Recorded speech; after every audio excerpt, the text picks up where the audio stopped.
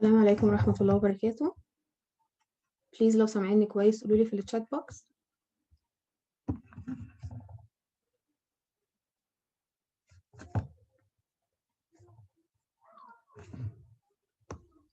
Yes we can.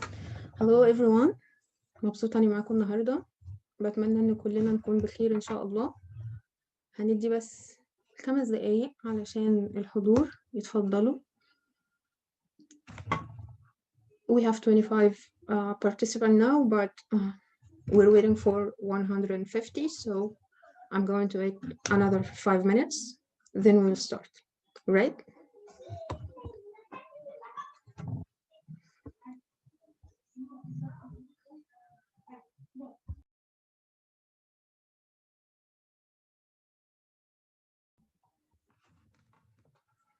بسم الله الرحمن الرحيم وبه نستعين.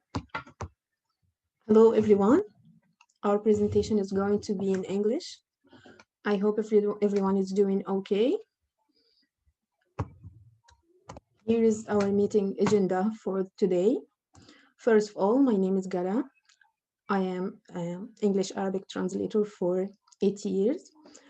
I'm working as a medical interpreter for 2 years. Recently, I've been promoted to be quality assurance specialist.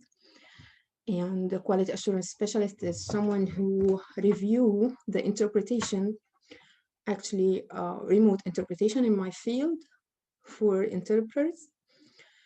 And I'm working for Voice Global, located in USA. I welcome everyone from here and abroad. And good morning, USA, good afternoon or good night, or good evening, I'm sorry, here in Egypt. I hope you will like the lecture. We will talk a little bit about ONinterpret, which is a company. It's a company and a training center too. It concerns the field of interpretation or remote interpretation specifically. This company, I am a co-founder for it and CEO. It was one of my dreams to have a place to help other interpreters in the beginning of their journey. And here we go. Let's start with our first part. I will ask you a few questions through this poll. I would like you to answer it, and we'll see your opinion about a few things later in our presentation. All right? Here we go.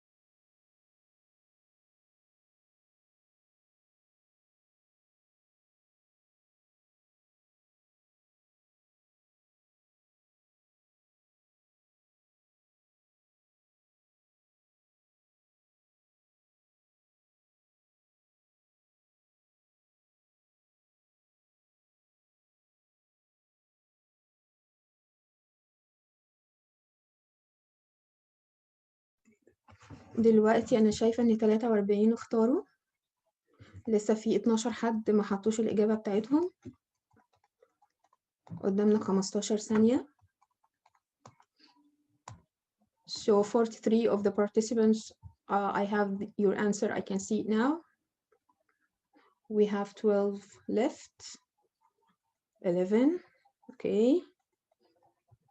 We have 5 seconds. And here we go.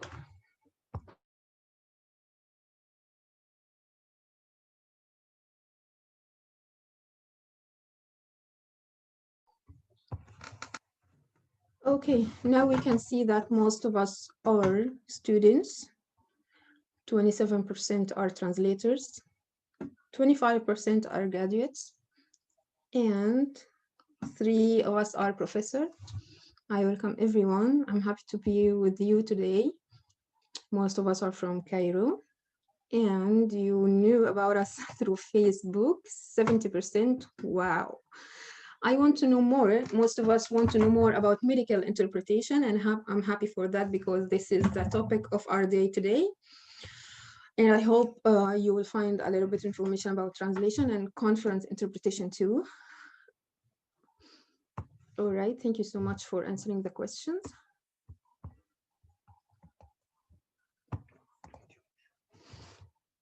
Now, we will talk a little bit about the lecturer, which is Ghada Mohsen. Oh, how gorgeous am I? See? 2009, I was just a chemist and microbiologist. I am a graduate of Faculty of Science. And in 2012, I started my journey with translation, and it was by coincidence. I was so passionate about my job. Then I became patent translator. What does it mean, patent? It's you translate things like researches, state of the art of projects, which is in Arabic براءات اختراع, with Talal Abu Ghazala organization, which is the intellectual property organization. It is the biggest one in the Middle East, actually. معنية بالملكية الفكرية in Arabic. And in 2019, I got to know about medical interpretation field. My basic goal was to be a conference interpreter. But by chance, I knew about the medical interpretation field. I knew that you can interpret between a doctor and a patient. This patient needs your help and your job to communicate him with his doctor. As we know, we have lots and lots of refugees in foreign countries like USA and UK due to the wars all over the world. You have a lot of LEPs living away from their country, and I will explain everything. I will explain what does it mean LEP, and as we're going through. But what I meant to say is that when I heard about that, yes, I loved it and became an interpreter in 2019. Then in 2020, actually the last month, I became a QA specialist. I've been providing training to new interpreters for 1.5 years now, and I love that. Now you saw my journey, it's going up, and I love that, and I'm thankful for that. But behind the stage, you can see the challenges: studying, crying, hardworking, nights and nights with no sleep, and researching. That's what I wanted to talk about the lecture today. You can see only the success or the end of a journey of someone, but you have to imagine how it was stressful to go through all of those challenges. So enough with the lecture, and let's hear a little bit about the company. The reason for talking about the company is that we have a lot of undergraduates here, and they keep thinking and thinking, oh my God, I'm going to graduate next year or the year after. What am I going to do after that? Am I going to be a translator only, call center agent? Will I have a job at all? Yes, you can. You can do everything. You can be anything you want to be. You can start from zero to hero. Let's talk a little bit about medical interpretation. So the company I was talking about is ONinterpret, and its main concern is to provide communication between LAPs and clients, which are the English-speaking persons. Also, it has a training center which provides lots and lots of support to new interpreters and translators. I hope you can search about it and know more about it. It has free programs, it has paid programs. If you have any ideas you'd like us to do it in our company, we can do it. If you need any lecture about anything in the field of translation and interpretation, we are for it, just ask. Thank you so much for listening for this. And now we have our second poll. I hope you're enjoying this. Okay.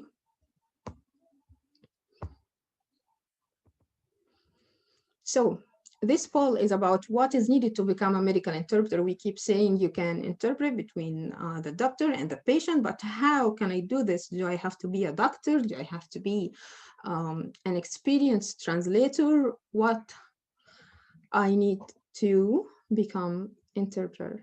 So let's know what's your opinion about that.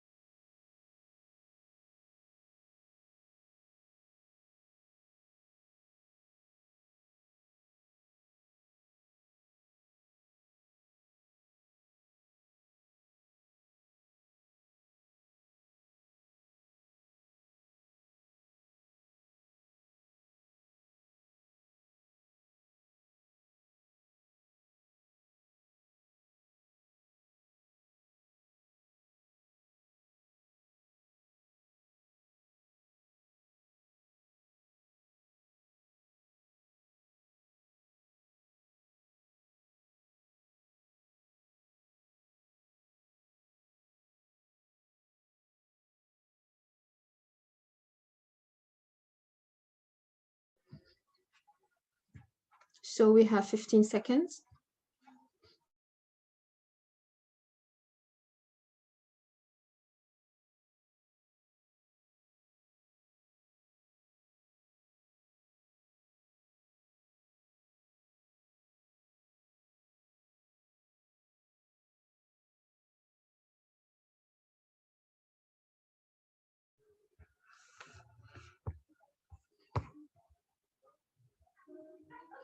Okay, here we go.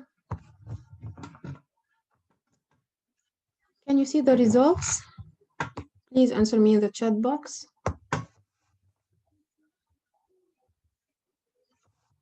Yes, cool.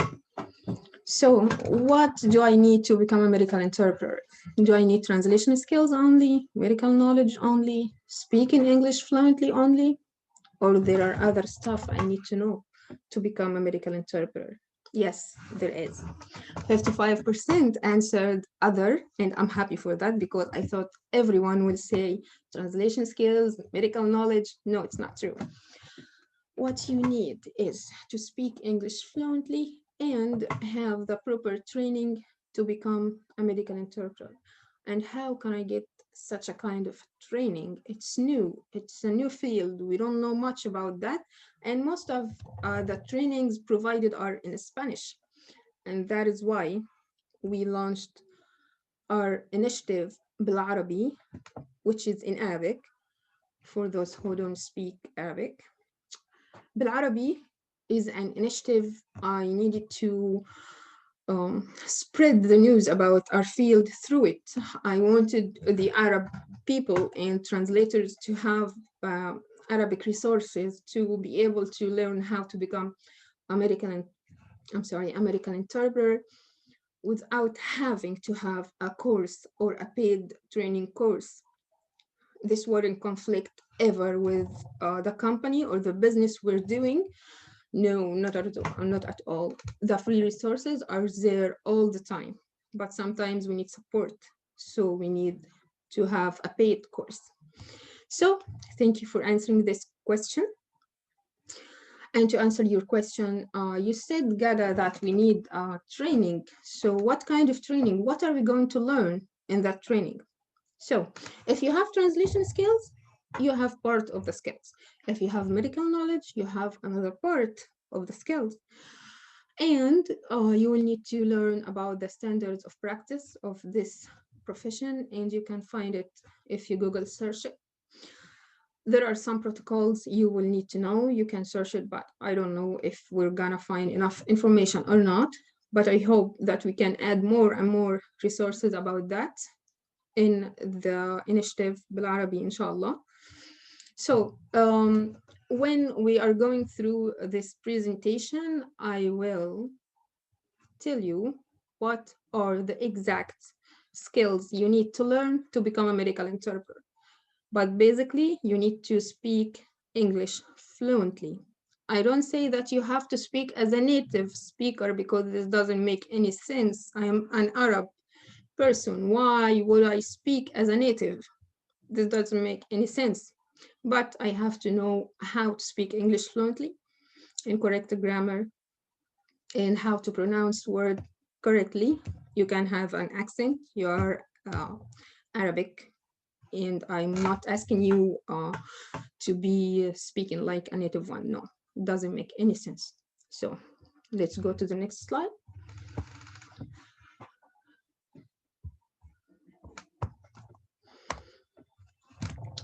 OPI and VRI. Recently, we've been listening to those terms, weird terms. We didn't know about them before. We didn't hear them before 1 year ago. And they are great terms. It means over the phone interpretation and video remote interpretation. As I told you before, my main goal was to be a conference interpreter. I am forever fascinated by the interpreters, how they can speak in the same time that the speaker speaks. Oh my God, they are awesome. But there is another kind of interpretation, which is the medical interpretation, and it's being done remotely. Why is it done remotely? Let's know. As you see, 8% of people living in the USA speak English less than very well. 18% speaks other language than English at home. It might be Spanish, might be Arabic, might be any other thing. And 4% don't speak English well, and 70% other, they can speak English well, but maybe they can speak other languages like we said, Spanish, Arabic, French, anything else. So this percentage, 30%, it's not small percentage. A lot of people need support. I'm Arabic. I'm going to the clinic. My kid has a fever, and I'm going, oh my God, I'm losing my kid, but I can only speak Arabic. The doctor wants to help me, but he can only speak in English. So do we have enough number of interpreters, Arabic, English interpreters living in the USA? No. Do we have even Arabic, English interpreters in the world enough to help those people? No.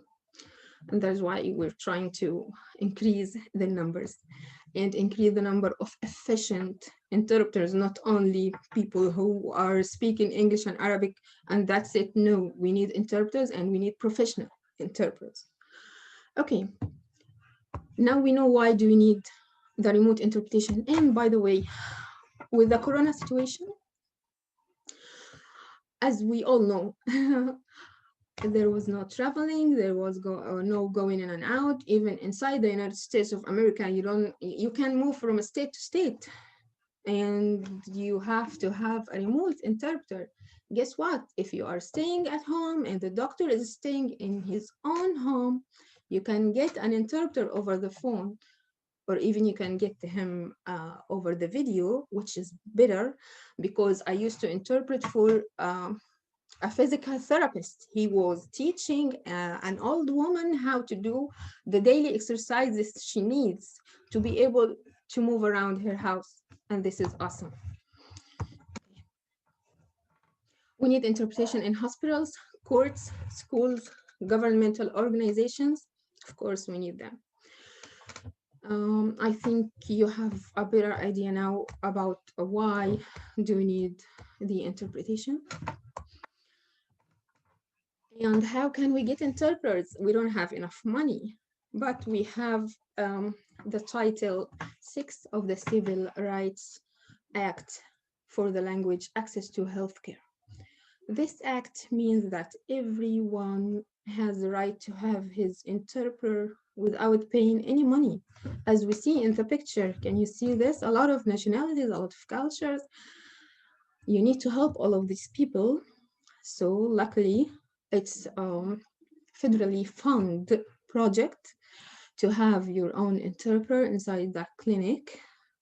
Basically the clinics, because we have a lot of emergencies, we have accidents, we have operations, surgeries being done, and you will need interpretation in those cases. So it's a project funded by the government of the USA and UK also, and we are grateful for this. So we have a third poll. I hope you're enjoying the polls because I love them. Okay.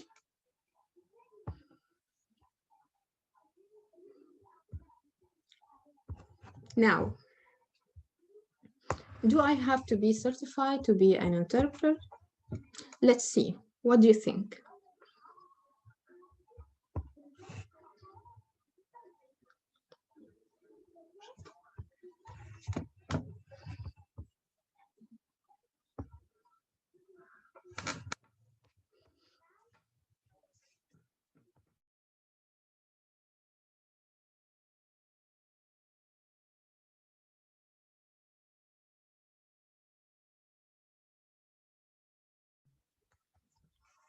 So 5 seconds left. It's a yes or no question, so okay. Most of us said no, and probably you've heard this from me before in a previous webinar. Cheaters. I know there is no cheaters among us. Okay. No, you don't have to be certified. No, you only have to be qualified. So what does it mean? I don't need a certification to work as an interpreter.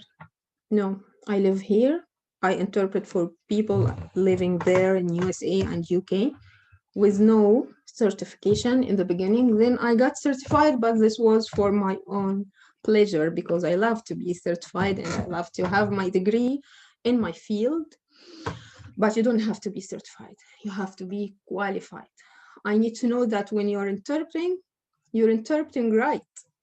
There is a patient in here. I want to let you say that he has depression instead of hypertension.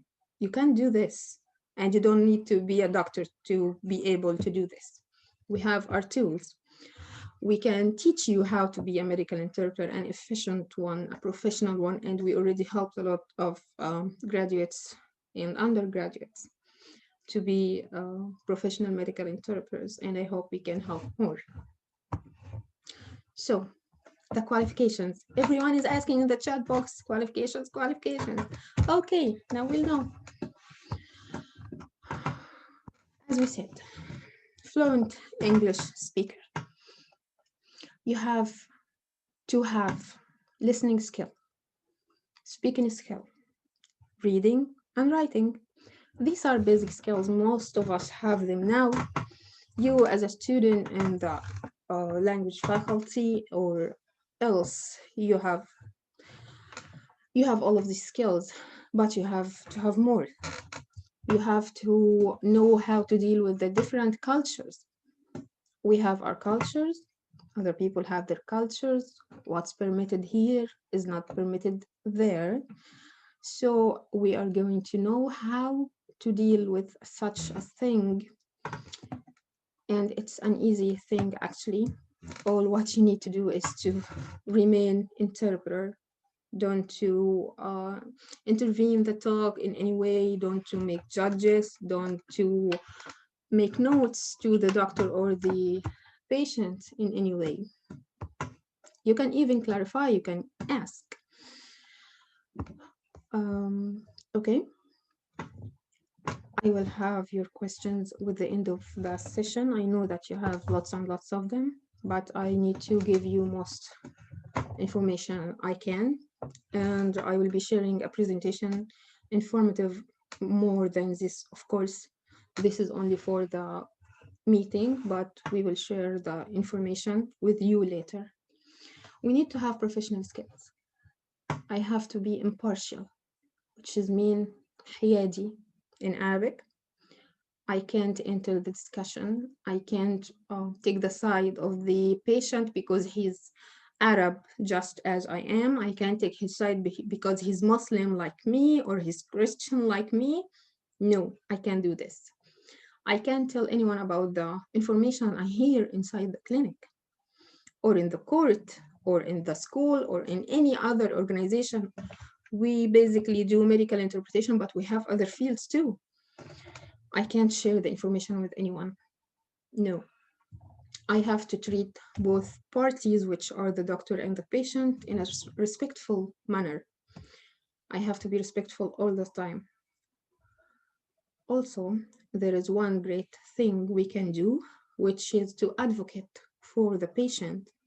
If there is something wrong is happening, there is a misunderstanding, maybe I can intervene in this case professionally and abiding by the protocol, and I can provide advocacy to the patient and the doctor and make things clear for them. So these are the professional skills. More and more you can find if you Google search them. Standards of practice, I will say it again, code of ethics for medical interpreters. These resources are available in English and you can search it. We can share it with you. You can ask your questions anytime. So there is the last skill we need to talk about, which is note-taking. As we know, there are different modes of interpretation. Simultaneous, which is the interpreter speaking at the same time as the speaker. He speaks in English, I'm speaking in Arabic at the same time, or vice versa. There's another type, which is consecutive. And this is our type of our mode of interpretation inside the clinics and courts. The courts actually has the two modes, but inside the clinics and hospitals, yes, it's consecutive. I will have to wait until the speaker stops speaking, then I will start translating. While the speaker is speaking, I have to take notes because I don't want to miss anything. I want to render all of the information I heard, and I don't want to jeopardize the life of my patient, you know? So you have to take notes. Do I have to write everything? No, no, no. We always say, don't write everything, because if you write down everything, you will be a transcriber. You will only take notes for the important skills. Oh God, and how am I going to do this? You can learn note-taking skills. YouTube videos are available, and as I said, there are free online courses, there are paid courses. It's a great skill. You need to learn about it if you're going to be an interpreter in the medical field or any other field. Okay. Now, the medical terminology part, I know that every one of you is wondering, and what are we going to do with the medical part? It's easy, believe me, it's not that bad, it's not that difficult. I am a Faculty of Science graduate. I have a diploma in biochemistry. I am a microbiologist. I have lots and lots of terminology.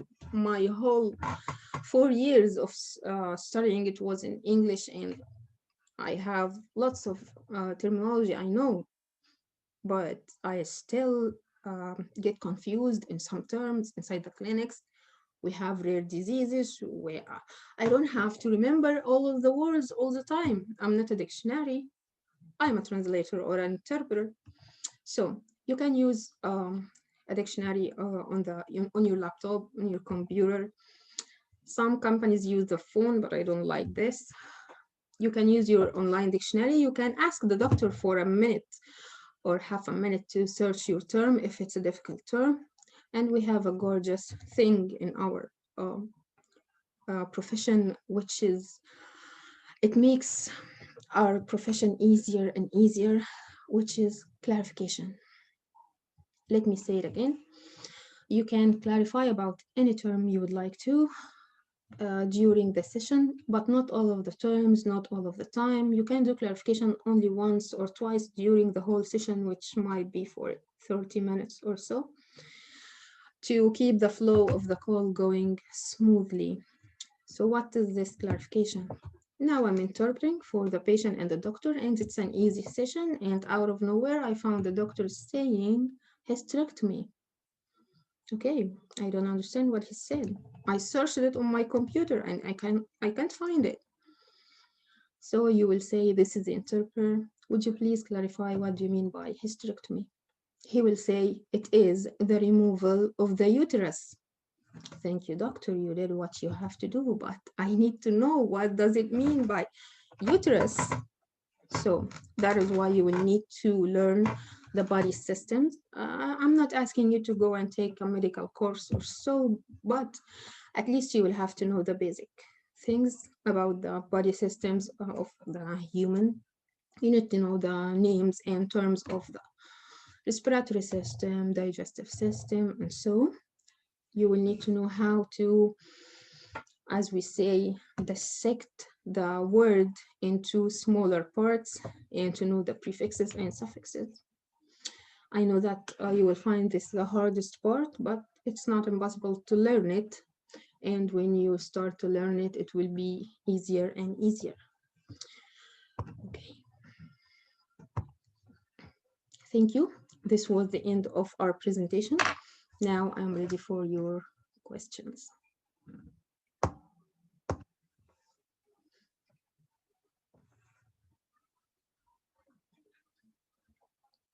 So I would like you to ask your questions. Happily, I will answer them. I will take 5 minutes break and I will be ready for your questions. Okay.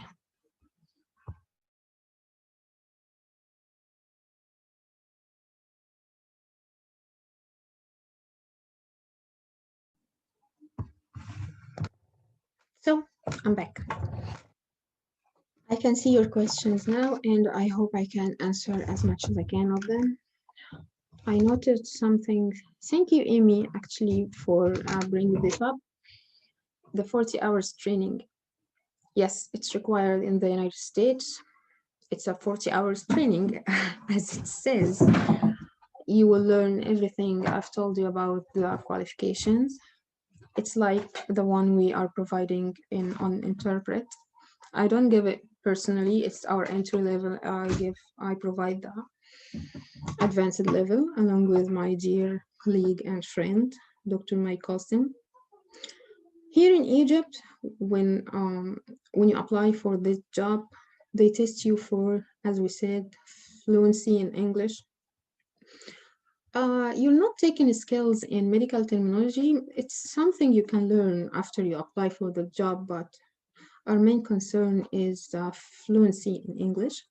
We can learn you the cultural differences. We can give you the code of ethics and standard of practice. We can teach you those things. It's not an issue, but speaking English fluently is our main issue. So if you seek a 40-hour training, it's not a certificate at all. It's only a training course. You can have one either here in Egypt or online with any other state. There are a bunch of training courses like this in the USA, but most of them are provided in English and Spanish because they need a lot and lots of Spanish interpreters due to the population, as you know. So, Karam, you are residing in America. Hello, everyone. I welcome everyone from here and from abroad. Maybe what the host means is that for interpret work, you need qualifications only. Of course, Of course, Mandy, you will need the qualifications only to work with ONinterpret or with any other company. There are a few companies here in Egypt because, you know, the field is new, but you can work for them only being qualified interpreter. You can work. You don't have to be certified at all. You need only to be certified if you are residing in America. And even this, not all companies ask for the certification. They only ask for the qualification, but some hospitals require you to be certified, and the courts, of course, in the court, you will need to be a certified interpreter. Okay, but here in Egypt, no certification needed, even the 40 hours certification. I noticed a question for an undergraduate student. I can't remember the name, I'm sorry, but I would like to bring it up too, that we have colleagues working as a medical interpreters and legal interpreters. They are undergraduates too. You don't have to be a graduate to work as a medical interpreter. All you need to be is to be qualified. Okay. I'm not hiring company currently. It was nice. Thank you so much. Thank you. And what tests? Oh, great question. Thank you, Rahil, if I'm pronouncing it right. What tests do companies use to hire online interpreters, especially in the medical field? Okay, I will talk out of my own experience. I had a test with, it's not one test, with lots of companies here in Egypt and abroad in UK and USA. And the test was like, they are testing your fluency in English, as we said. They are testing your listening skills. They are testing your note-taking skills. They are testing your medical terminology. But in this part, I always tell my colleagues that it's not that hard. They ask about easy terms like pain, fever, kidney, lungs, things like that. A few more terms, of course, you will need to learn more about that. But basically, no, they're not asking you to be so sophisticated with the terms or so. I think that 40 hours course will do it for you. Or maybe if you can learn alone. Yesterday, I was asked this question by dear colleagues, and I told them that you can learn medical terminology through Quizlet, Quizlet. It's a great website. Just go to it, type medical terminology, and you will learn a lot. Okay, are there many companies in Egypt? No, Hala, not many companies, because it's kind of new. It's new in the whole world, not only in Egypt, but especially in Egypt, of course. What helping tools might, and this question is not complete. Rahil, type it again, please. I can see the rest of your question. Is there any job offers as an interpreter at ONinterpret? Okay, Hadir, you can follow the website, you can follow the Facebook page. You will know better about that. I'm not responsible for the hiring part. I'm more with the training and quality assurance part. Why is the turn? Oh my God, Hala, this is a great question, dear. Why is the turnover so high in this field? Yes, it is. Okay, the turnover is high because not all the companies appreciate what the interpreter does. And they might ask you to take a call after call, a call after call, and you are mentally exhausted. How can I do this? So you find that interpreters tend to leave the jobs, or maybe they will bear it for a little while and then will leave it eventually. I love the companies which hires freelance interpreters. You can log in when you need, and you can log out when you need. You can take a rest, you can have your breath. And also, to interpret right, your mind has to be clear. You have to take rest. So I'm not so, I don't like the full-time jobs. No, I don't like them so much. And this is my opinion. That's why the turnover is high. Hala. My opinion might be right, it might be wrong, but I'm talking from my own experience. Jihad. When I graduate, if I want to become a medical interpreter, how should I apply to one? Like, are there certain sites? Of course, Jihad, if you have the skills and qualifications, please don't wait until graduation. You can work from now, from this moment. You go to Google search, you write down translation and interpretation companies. Every company you see, you will go to its website, you will fill out an application, and if you're a good candidate for them, they will send you an email and you will go to the onboarding process smoothly. I have dear friends and colleagues, they already worked, they followed the steps, thank God, that I provided them with, and they are now taking calls and asking me about the process and how does it go, and I'm thankful for that. So Jihad, if you have the skills, go for it.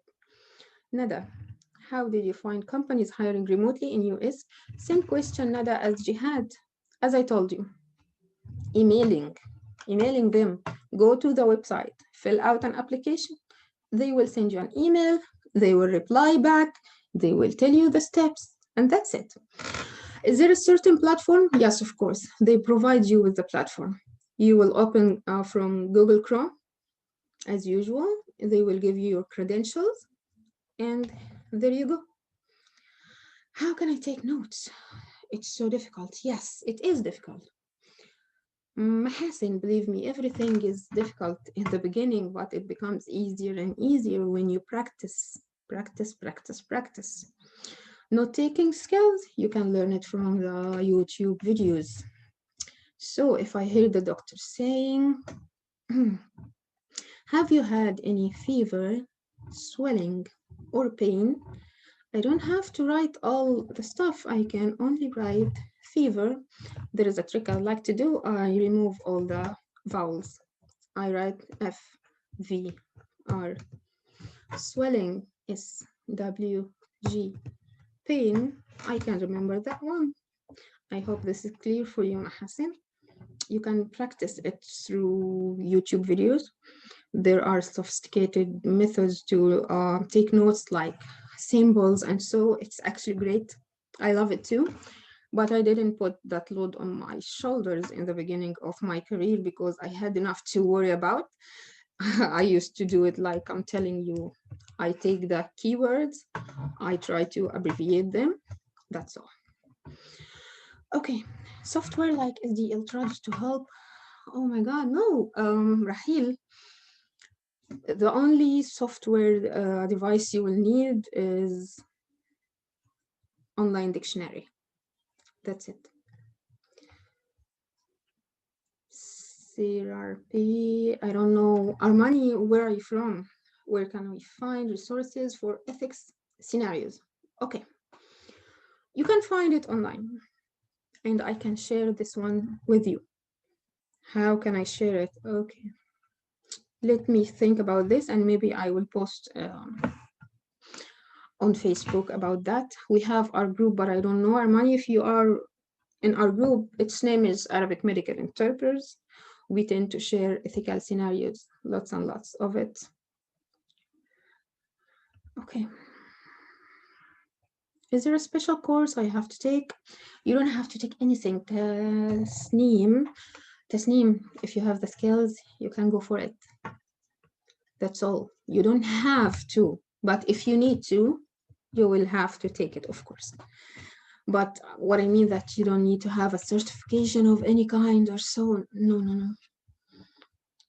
You only need to be qualified. Self-learning. That was what was I talking about in the beginning of the session, Tasneem. We're trying to provide more resources for self-learning, but it seems impossible right now because the field is new. There is no enough resources for Arabic. We're not gonna build the pyramids here.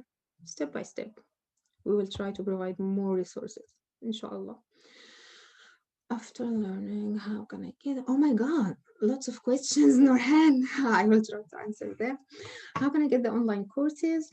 Which website? You can find plenty of these, my dear. What do you mean by code of ethics? Google search it, Nurhan, but you will need to write code of ethics for healthcare interpreters. I hope you wrote it down. Do you mean that to Google it? Yes, dear. Could you suggest books about the basics of You can find those on our group, Arabic, medical, interpreters. You will find resources, good resources. At Mohsen, Miss Ghada advises to search online. Miss Ghada talking now. I got disconnected. Resources online, however, it gets confusing. Which ones are the effective? Okay, Armani. It gets confusing, of course. I'm with you in this point. The online resources is confusing. That's why we try to provide free and paid training to the new interpreters, but we can do anything about the confusing resources on the internet. But we can do better things, which is providing more resources. How can I join over the phone interpreting? I think we have answered that, Umama. I don't know if it's Umama or Umayma, but I can see the Y. Thank you very much. You're always welcome, Dr. Dalal. I was honored to have you here today, and thank you so much for the invitation. Hadir, are there any job offers? You can contact with them, my dear. How to find companies online? I answered that one. Yes, you're not a Cairo resident, so you can be anywhere, my dear. You can work from any place in the world. It's online, it's remote, and it's gorgeous. What about Latin terminologies? How can I deal with them? Sure, Abdurrahman. As we know, the medical terminologies are a little bit of Latin, and that is why I gave the example for hysterectomy, which is a little bit of Latin. And you can clarify about it from the doctor, or maybe you can learn it from a glossary or so. But if you don't know the meaning, you can simply ask, this is the interpreter, would you please clarify what you mean by so and so? And the doctor will say, oh gosh, I'm sorry, because he understands that you are a bilingual, you are a translator, you are an interpreter, you're not a doctor, you're not a physician. He understands this well. And thank you for your time. Of course, Wafa. You're always welcome. You're always welcome. Available. Yeah, Karam, you can contact the company, my dear. I don't know now. It's not my part. Hello, Ms. Ghada. Hello, Passant. Hi, Ghada. Thank you. You're always welcome, everyone. Thanks a million.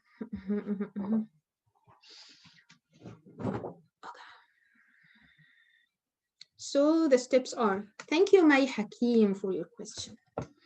Fluency, medical terms, translation skills. Since there are not the resources for this new field, what is the best advice for us to be qualified?